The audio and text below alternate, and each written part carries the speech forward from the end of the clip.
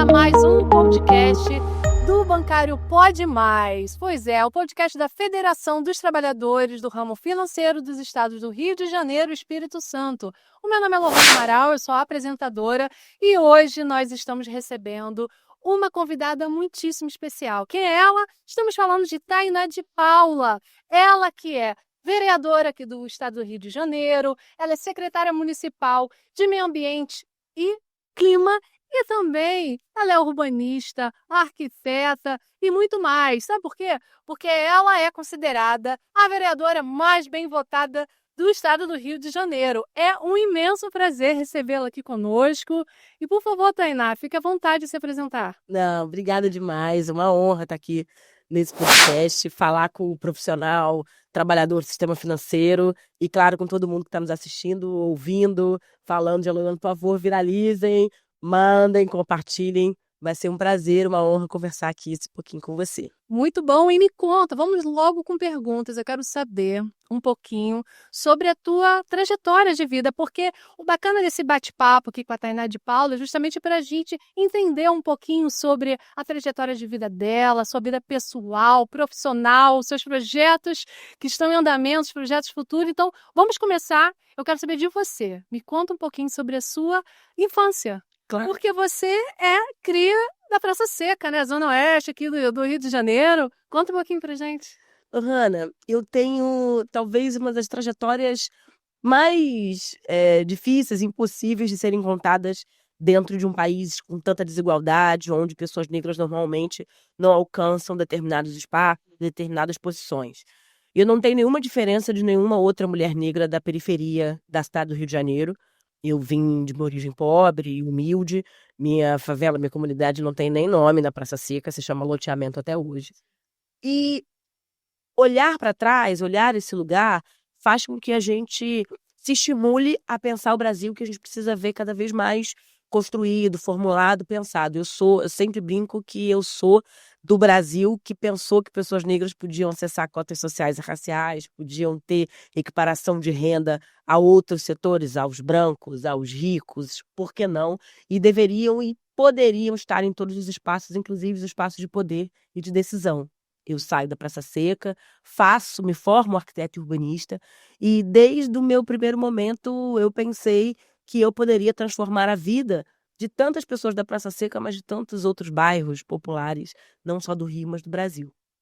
Essa origem da Praça Seca tanto me conecta de forma muito direta com as nossas necessidades e com essa vontade de pensar outras possibilidades de futuro para os nossos iguais, mas principalmente me cacifa para pensar como eu faço para construir cada vez mais espaços para minha filha Aurora, tenho uma filha de 10 anos, como eu faço para construir um futuro para os amigos dela, para as pessoas, para tantas crianças negras que precisam construir e pensar que outros futuros são possíveis. Eu sou da geração da Constituinte, eu sou da geração das cotas sociais e raciais, eu sou da geração que viu o Lula presidente uma vez, duas vezes e agora vê pela terceira vez. É muito estranho falar que do alto desses 42 anos, é o nosso primeiro segredo, hein, gente? Eu tenho 42 anos.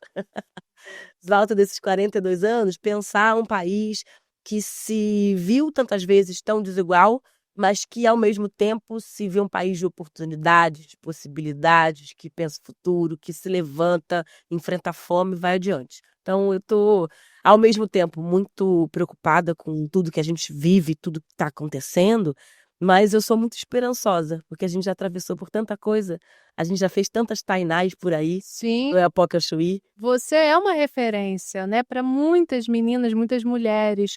Eu imagino também que deve ter sido muito desafiador para você, até no que diz respeito à sua formação acadêmica, né, porque você é arquiteta, é urbanista, né, tem algumas formações, e eu imagino que você deve ter enfrentado vários desafios. Claro, Lohane é muito curioso, porque, claro, eu não tinha, há 20 anos, 20 e poucos anos atrás, eu não tinha nenhuma outra referência de arquiteta na minha família, na minha casa. E eu insisti, briguei na minha família, briguei com a minha mãe, com a minha avó, que me criaram, para eu cursar arquitetura e urbanismo. E na época, havia um entendimento de que arquiteto era coisa para rico. Uhum. E que as pessoas pobres não poderiam ser arquitetas e que não poderiam viver de arquitetura. Quem iria te contratar? Como é que você vai ser recebida na sua faculdade, que só tem rico, que só tem branco, que só tem isso, que só tem gente da Zona Sul? Foi uma discussão profunda. E eu lembro que a gente reunia R$ 100 da família inteira, era a minha mesada, para eu conseguir percorrer o primeiro semestre e enfrentar os primeiros momentos, os primeiros meses de desafio de ser uma arquiteta urbanista. E é importante a gente pensar nesse Brasil anterior às cotas sociais. Eu acabei virando uma defensora das cotas da universidade pública, mas eu sou uma figura de referência, uma liderança do movimento estudantil que batalhou muito para isso acontecer, mas entrou numa universidade muito embranquecida e ainda muito elitista. E penso que, olhando para trás, ser a única mulher negra da minha turma, né? Estou falando de 20 anos, 22 anos, 23 anos atrás. É estranho você pensar, hoje você entra no chão da universidade pública, eu fiz UF, fiz a Federal Fluminense. Você vai no chão da universidade, você vê a riqueza de pessoas, de origens, de espectros sociais, de étnico-raciais. Como é potente ver a pluralidade que a gente conseguiu construir nos últimos anos, nas últimas décadas dentro da universidade. Mas essa não foi a realidade que eu encontrei. Para além disso, como a gente avançou em como a gente mantém o estudante universitário. Hoje a gente tem bandejão, hoje a gente tem bolsas de permanência, inclusive universidades do Rio são referência nisso, a UERJ, principalmente referência de como é que a gente mantém a comunidade mais pobre, vulnerável socialmente falando, né, na permanência universitária, que não era uma realidade de discussão quando eu me formei.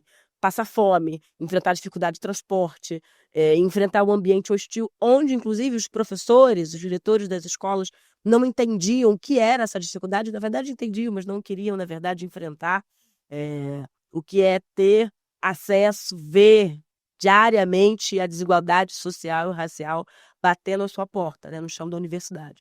Foi um período muito difícil, mas, sem dúvida alguma, me forjou. Forjou para eu pensar como é que a gente insere mais figuras como eu nesse ambiente, mas principalmente como é importante a gente empretecer a universidade, trazer novos saberes, trazer os elementos que são sensíveis à população. Como é que você vai fazer pesquisas, pensar soluções se você não entende quais são as necessidades do seu povo, da sua sociedade? Eu acho que a inserção dos cotistas, a inserção das pessoas mais pobres na universidade, qualificou a universidade pública. Eu tenho muito orgulho disso. Nossa, parabéns. E muito bom saber também um pouquinho mais sobre a sua trajetória. E agora, saindo um pouco da sua trajetória pessoal, vamos passar agora para a sua trajetória profissional. Conta um pouquinho mais para a gente como é que foi essa transição, saindo do ativismo para as políticas institucionais, até a sua chegada à Câmara. Conta para a gente como que foi, porque eu imagino que deve ter Foi sido uma estrada grande. estrada, super desafiador. Conta pra gente, a gente quer saber. Lohana, eu, desde a minha formação, da minha graduação, eu decidi trabalhar para para as nossas necessidades estruturais. Então, eu me dediquei muito, desde o primeiro período, a pensar a favela e periferia.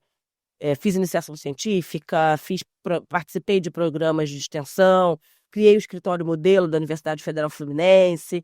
Sempre fui uma estudante e uma aluna muito dedicada ao debate da desigualdade urbana e social brasileira.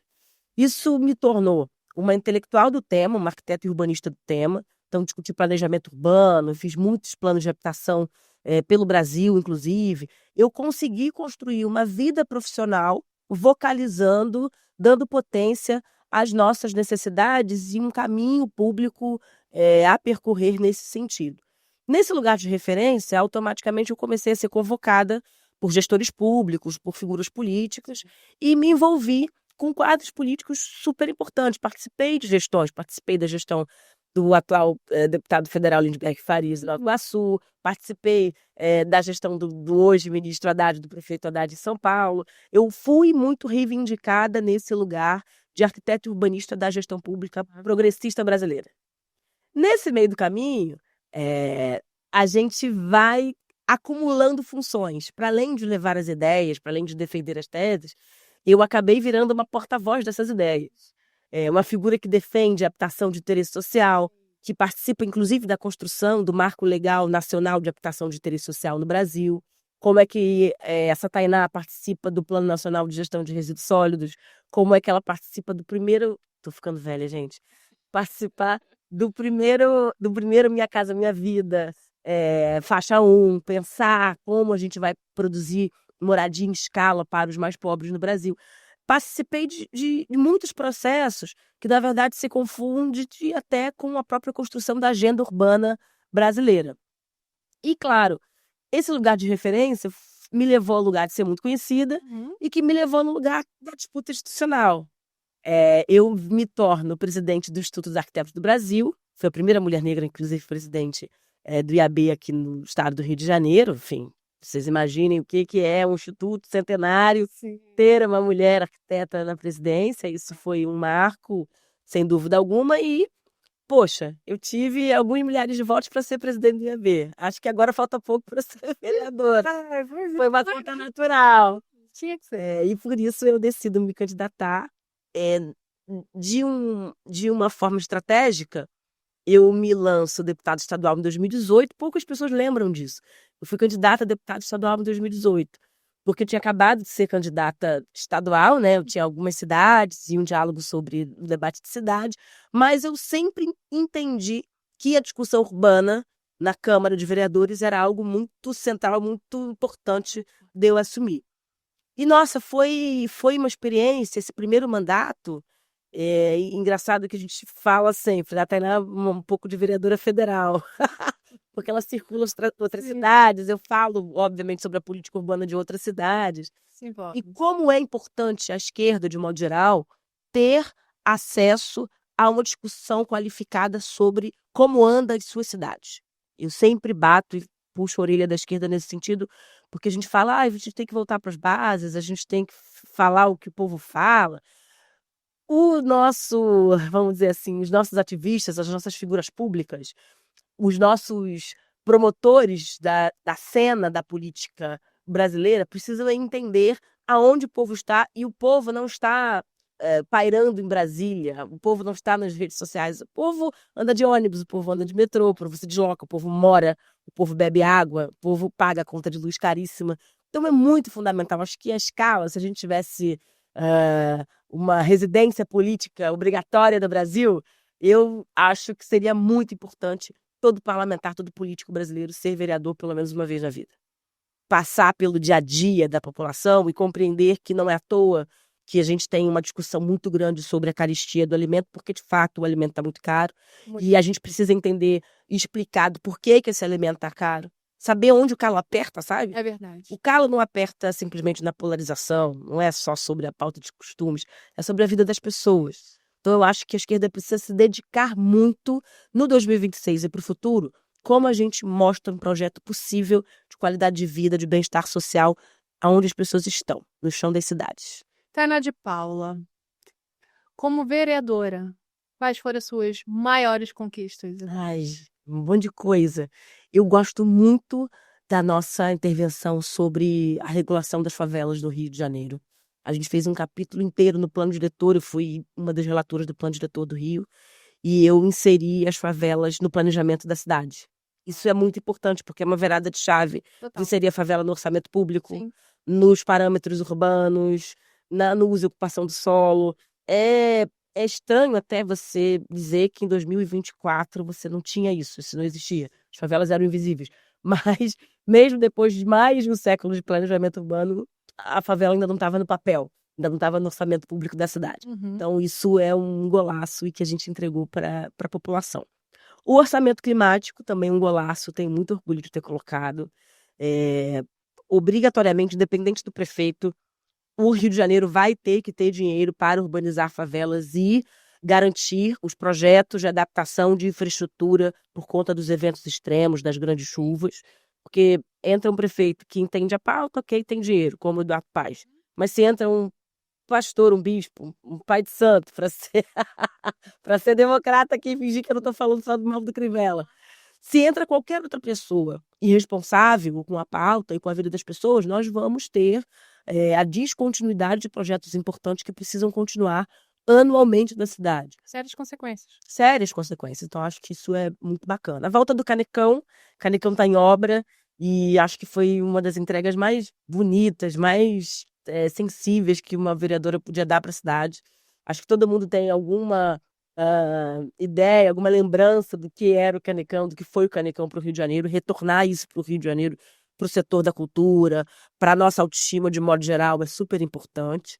As casas ancestrais, que é uma pauta que é muito cara para mim, que fala sobre a construção de importância cultural e patrimonial dos terreiros, das casas de axé, das casas de benzedeiras, inclusive dando oportunidade para que esses pontos virem pontos de cultura, ganhem fomento público, entrem em editais e que, de fato, entrem no repertório cultural da cidade do Rio de Janeiro. O Rio é a segunda maior cidade em números de terreiros fora da Bahia.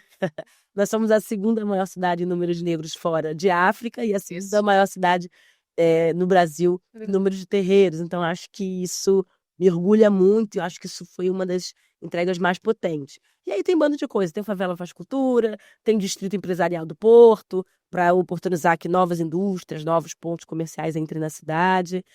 As zonas culturais, que eu acho que é uma coisa bacana que o Executivo apresentou. Parques novos, eu tenho mais de 10 parques naturais aí para a cidade. Parque da Preguiça, o Parque Maíba, o Parque Taquara, o Parque do Camorim, enfim, uma série de parques urbanos e naturais que a gente consegue aprovar por lei. E muito por conta dessa minha discussão da pauta ambiental, eu me torno secretária de Meio Ambiente. Então, acho que foi o ciclo de muita coisa, né? De muita Super entrega. merecido, maravilhosa, só projetos realmente essenciais para toda a nossa população. E agora, eu gostaria muito que você explicasse para a gente o que significa arquitetura hostil e como que ela afeta diretamente na população. Muito. Alguns falam de arquitetura hostil, outros falam de arquitetura da violência. E, infelizmente, a gente precisa falar que é arquitetura contemporânea, arquitetura do nosso tempo, né? Infelizmente. Ela, ao mesmo tempo, essa arquitetura, ela é extremamente hostil, violenta com os mais pobres, com os mais vulneráveis. Então, as pessoas em população, situação de rua, as pessoas transitórias, os imigrantes que, por vezes, precisam do espaço público porque não tem literalmente para onde voltar, né? De forma transitória, procuram trabalho e voltam para outras cidades no final de semana, principalmente da Baixada Fluminense, que são a localização da maioria das cidades dormitório que a gente tem aqui no estado do Rio. Ou seja, é uma arquitetura que tende a expulsar as pessoas desse espaço, dessa vivência do espaço urbano.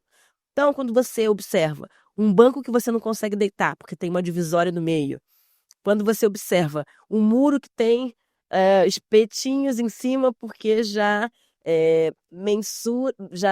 denota a impossibilidade de você ultrapassar aquilo, e você, inclusive, não simplesmente dizer, não ultrapasse com uma placa. Você quer machucar aquela pessoa que está tentando ultrapassar.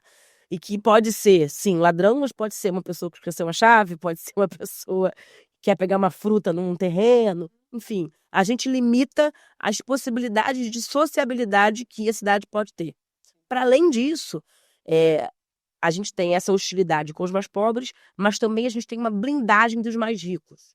Condomínios com muros mais altos, condomínios com portarias duplas e triplas, não sei se é comum para todo mundo, mas aqui no Rio, principalmente na Barra da Tijuca, Recreio, às vezes você atravessa 2, 3 portarias para chegar na portaria real do seu prédio. As mansões que não se comunicam, não se conectam mais com a rua, isso é um dos problemas mais crônicos na cidade hoje. Como você tem um condomínio morado, quando você tem uma casa morada, você acaba não tendo o que a gente chama de relações de sociabilidade. As nossas relações sociais são os que nos tornam humanos, porque é o hábito de você dar bom dia, boa tarde, é o hábito de você ter aspectos de vizinhança, que faz com que você entenda se o seu vizinho está triste ou não está, que você se reporte para além da fala, para além do bom dia, que você perceba as expressões, que você comece a não querer mais se conectar e se importar com o outro, porque simplesmente você não vê. Isso é um dos temas mais debatidos no campo da arquitetura e do urbanismo hoje, como é que se torna cidades que até então tinham noções de vizinhança muito ricas, e o Rio de Janeiro é uma dessas cidades do mundo, tá? A gente tinha, há 50 anos atrás, uma lógica de vizinhança muito condominiada. Nós vivíamos numa grande vila, por assim dizer, principalmente no nosso subúrbio. E hoje, quando você substitui a casa de vila ou aquela casa de periferia, né, as casas de quintina, para quem é do Rio e sabe do que eu estou falando, uma casa com quintal, uma cadeira na porta da sua casa e um muro baixo para você conversar com o seu vizinho do outro lado ou contigo, a tua casa. Essas relações, quando você levanta o muro, quando você não pede mais o café, quando você não pede mais o açúcar e quando você não olha mais o seu vizinho, faz com que você se feche em si mesmo, se encastele e não busque o outro.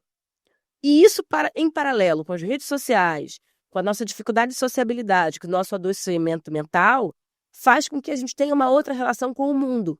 E aí a gente começa a entender por que nós estamos mais violentos, por que nós estamos mais desatentos, porque nós temos tanta dificuldade de focar no outro, porque nós temos, inclusive, dificuldade de nos relacionar afetivamente com aquela pessoa que às vezes eu ia encontrar na rua, às vezes eu ia tomar um chopp, às vezes eu ia flertar. Distanciamento, né? Existe um distanciamento construído. Contato. Claro, pessoal. existe um distanciamento que é construído pelo espaço que a gente vive, pela nossa arquitetura. E isso é o novo drama do século XXI. Não à toa, cidades que tendem a murar mais as suas casas e a condominializar as suas cidades têm altos índices, inclusive, de suicídio. Porque não existe a lógica de você conversar, de você esmaecer as tristezas, né? Que pode ser em olhar o passarinho, olhar o vizinho. As relações sociais são muito importantes para você não adoecer. Então, é muito fundamental e urgente a gente estimular parques urbanos, por isso que a vereadora secretária insiste em construir parques pela cidade inteira, por isso que é tão importante as áreas de convivência. A gente está formulando uma política que é a construção de bosques. Às vezes não tem área mais livre para você construir um parque como o Parque Realengo, que é um parque super bacana que a gente construiu aqui na Zona Oeste do Rio. Mas, se a gente tem um terreno baldio e uma pequena praça que pode estar abandonada, desqualificada, por que a gente não constrói um pequeno parque, um bosque localizado, e a gente está intitulando de Bosques Cariocas? Para pensar áreas verdes, na lógica das mudanças climáticas, áreas verdes são fundamentais, mas a nossa ideia é a gente estimular cada vez mais a sociabilidade e a vida entre as pessoas. Muito bom. E deixa eu te fazer uma pergunta também, de que maneira o racismo estrutural, ele reflete diretamente na organização das cidades? Nossa, Do ponto de vista. muito. E aí, quando você pergunta de uma cidade, Lohana, eu vou falar muito de uma cidade tipicamente brasileira. Sim. Então, aqui falando do sul global, de uma cidade tropical, de uma cidade colonizada, que viveu desde a origem do racismo até os seus rebatimentos nos dias atuais. A gente está falando de uma cidade que que passou por uma lei áurea sem dar nada em troca para as pessoas ex-escravizadas. Essas pessoas escravizadas construíram suas casas onde podiam, sem nenhum trabalho formal, sem absolutamente nenhum recurso, diferente do que, por exemplo, os imigrantes europeus conseguiram no início do século XX. É importante a gente colocar essa distinção. Sem terra, sem trabalho e sem renda Morro da fixa. Providência também, né? Exato. As primeiras favelas, Morro da Providência, Morro do Campinho, Serrinha, foram forjadas pelas mãos de pessoas ex-escravizadas e que construíram as suas próprias casas da forma que puderam. Precisavam morar. Então, a favela é a primeira solução habitacional que existiu nesse país. E nessa lógica, pouco ou quase nada foi feito ao longo do século XX, começo do século XXI, para que a gente revertesse essa lógica da desigualdade. Tem uma charge... Desculpa, vamos cortar. Tem uma charge que eu sempre gosto muito, que é um sujeito que está vendo em cima de um muro e as pessoas, em tese, são da mesma altura. E um tem que ficar pulando para ver o que tem atrás do muro e o outro recebe de brinde um pedestal para ele conseguir subir e mirar. É sobre oportunidades também, é sobre quem você acessa, é sobre as ajudas que você recebe ao longo desse caminho, dessa trajetória. E racismo fala muito sobre isso. O preconceito, a falta de recurso econômico, o deslocamento territorial que você faz. Tudo isso impacta a forma como você vai lidar com os problemas da vida. Uma coisa é você adoecer mentalmente, estar desempregado e fazer uso agudo de drogas, sendo uma pessoa negra de periferia pobre. Outra coisa é você ser usuário de uso agudo de drogas, sendo uma pessoa branca que pode ir para uma clínica caríssima, passar 2, 3 semanas e ficar saudável novamente, né? E ser reinserido nessa sociedade com todo o acolhimento, com apoio familiar e com apoio institucional do Estado. Essa balança de quem consegue ajuda e quem não consegue é a métrica do racismo, né? Tem uma régua muito clara de quais oportunidades eu consigo dar para aquelas pessoas negras ou quase negras, e as pessoas que conseguem minimamente ter um ambiente social com mais qualidade, com mais acesso. Racismo é sobre acesso. E como você enxerga essa relação entre moradia digna e a justiça ambiental, de modo geral? Como você consegue relacionar isso pra gente, do seu ponto de vista? O planeta é a nossa casa. E se eu estou afirmando que o planeta é a nossa casa, existem pessoas que têm uma casa com todos os padrões de oportunidade, de qualidade de bem-estar, e tem casas que não têm. O que acontece é que a gente escolhe alguns territórios que conseguem ainda ter essa qualidade de vida e essa qualidade ambiental, e existem outros territórios que não conseguem ter e que, inclusive, são escolhidos para não ter essa qualidade ambiental, que são as tais zonas de sacrifício. Tem O que são essas zonas de sacrifício? As zonas de sacrifício são aquelas zonas que você descarta, seja o descarte do resíduo sólido, seja o descarte da ausência de árvores, seja o descarte da qualidade dos rios e lagoas, das florestas. Existem áreas da cidade que você escolhe proteger, defender, inclusive do ponto de vista da sua cobertura vegetal, daí as unidades de conservação, daí as nossas leis de proteção, e tem áreas da cidade que você decide dizer que não tem função ecológica e que você não deve ter, inclusive, responsabilidade ambiental sobre elas. Só que, quando tudo era mato, literalmente, todas as áreas eram tão importantes ambientalmente quanto. Então, eu sempre uso esse tom de ponderação quando a gente fala da não importância ambiental das cidades. As gestões ambientais tendem a ampliar muito a sua discussão de unidade de conservação, que está muito correto, mas minimizam a importância da nossa intervenção no ambiente construído. Ninguém quer morar fora da floresta. Nós simplesmente esquecemos de como é morar na floresta. Nós não sabemos lidar com a floresta. A tal ponto que existe quase que um ódio a tudo que é referido à floresta. A forma como as pessoas podam as árvores, a forma violenta como as pessoas maltratam outras espécies. O ser humano, de modo geral, é muito especista. O ser humano da cidade, né? Desse espaço urbano. A gente tem aqui milhares de capivaras espalhadas pelo espaço urbano do Rio de Janeiro. Falando aqui do Rio, que é o... Vários jacarés, e muito mais. Às vezes a gente vê passando jacaré na rua, surfando. Exatamente. Recreio. Existe. O lugar da compreensão, claro, o lugar de, nossa, eu estou numa cidade que é basicamente metade floresta também. Poucas pessoas sabem disso, né? 45% do território do Rio de Janeiro é composto de floresta. Então, cidade até que ponto? Nós deveríamos ter outras referências. E, na verdade, deveríamos compreender claramente que é metade. As capivaras, os jacarés, eles têm o mesmo direito de ir e vir que nós. E a nossa cidade não está pronta para isso. Não, é verdade. Qual é o momento, qual é o projeto que diz que as cidades não podem estar disponíveis e serem seguras para todas as espécies, para além do ser humano? Se o Rio de Janeiro não está seguro nem para os seres humanos, que dirá para as outras espécies presentes aqui. Mas é uma dimensão muito importante da gente resgatar. Eu gosto muito de uma tese do Krenak que ele chama de florestania. Como nós precisamos construir e colocar florestas no lugar do que a gente construiu. É poético e é muito contundente isso, é muito profundo. A gente precisa se adequar à floresta e entender que nós somos mais floresta que cidade. Uau! Falou e disse tudo! Adorei! Agora, eu quero passar um pouquinho, mudando assim, um pouquinho de assunto, eu quero que você fale, no seu ponto de vista, a importância da representatividade da mulher negra, feminina, nesse meio político voltada a essas atividades voltadas para a linha do meio ambiente, que geralmente é mais voltada ali para o público masculino. É difícil realmente você ver. Eu sou apresentadora, sou jornalista, mas eu sou engenheira. E nosso meio é um chico. É masculino. E você é uma mulher fervorosa, uma mulher ativista que luta pelos direitos e luta pela nossa cidade, pelo bem-estar de todos.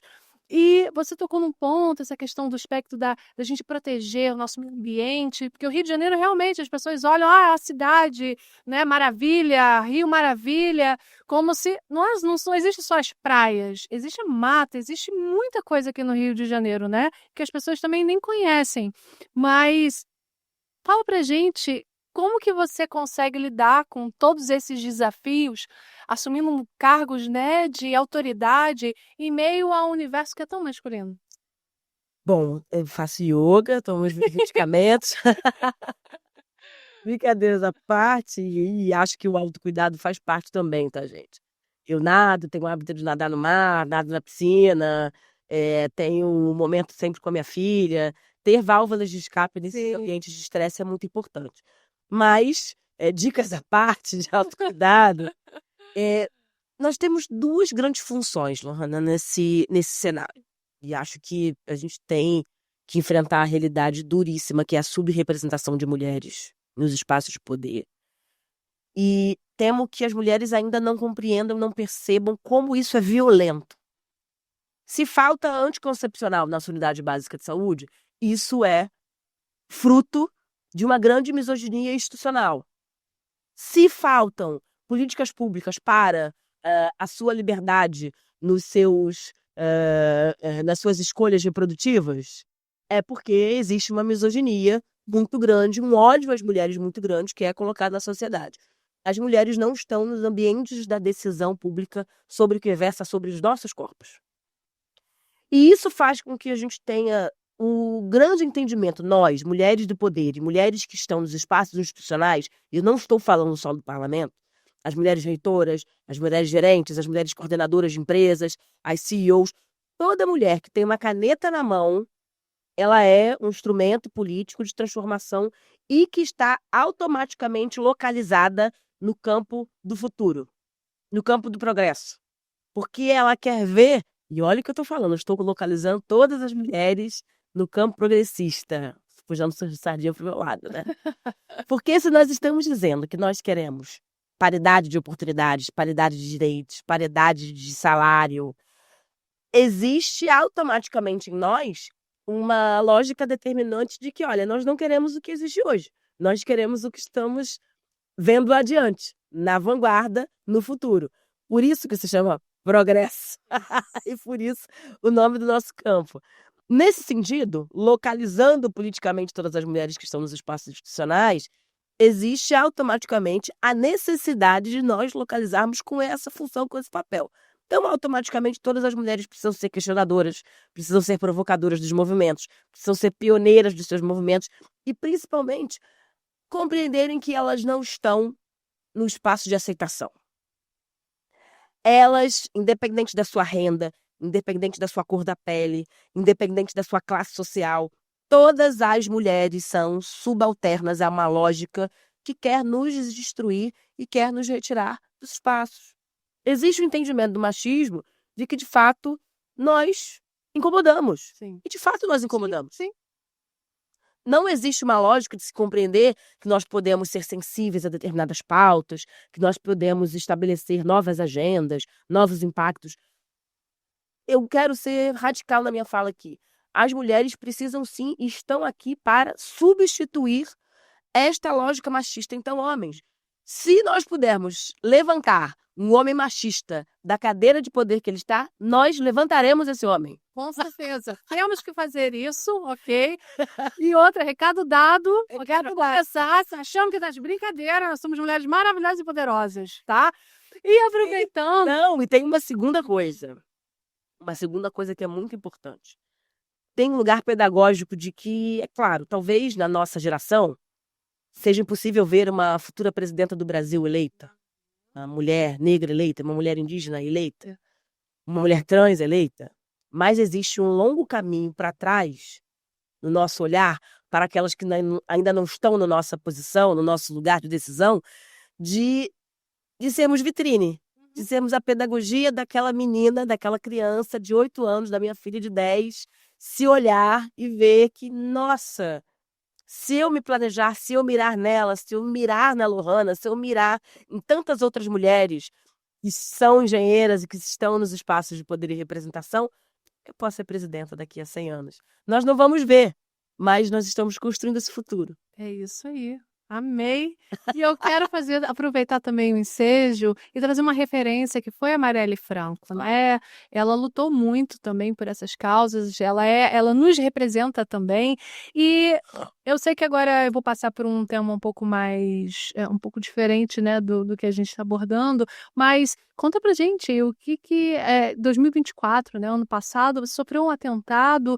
Explica pra gente como isso tudo aconteceu e por que é aquilo, eu imagino que isso deve ter impactado muito na sua luta, no seu trabalho.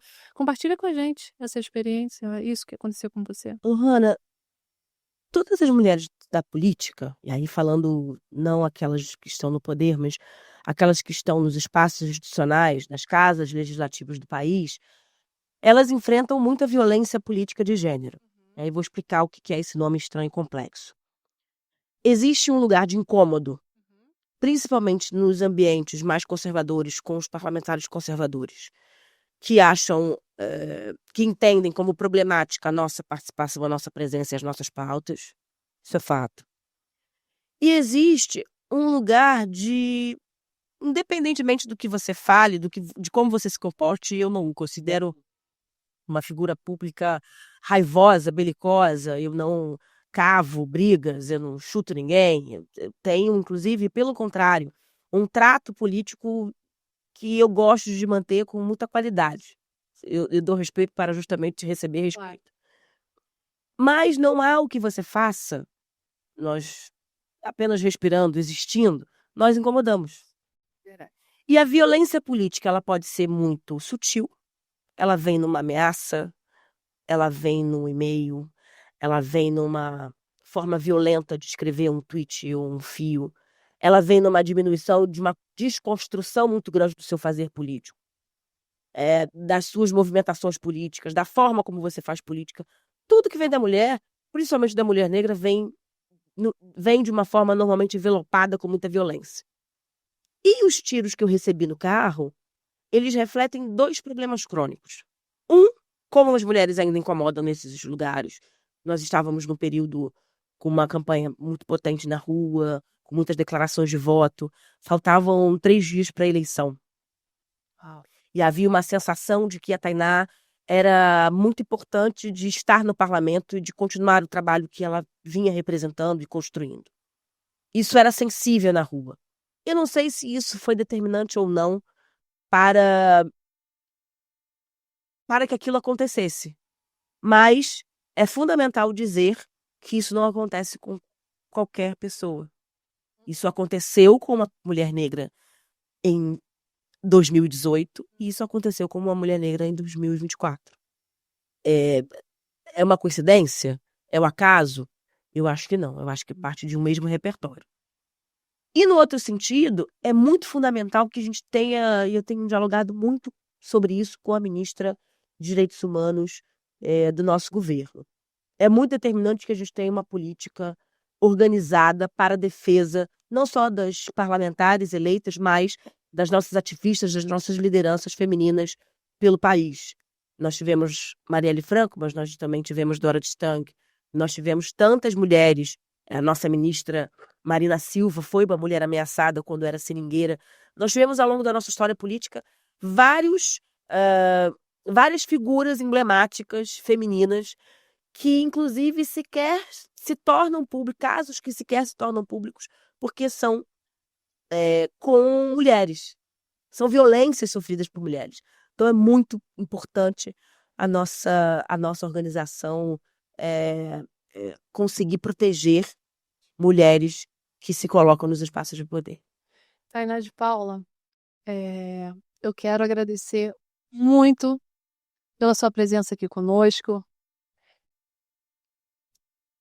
Eu quero agradecer muito pela sua presença aqui conosco. Realmente está sendo um prazer em conhecê-la pessoalmente, que eu já conheço o trabalho de alguns anos.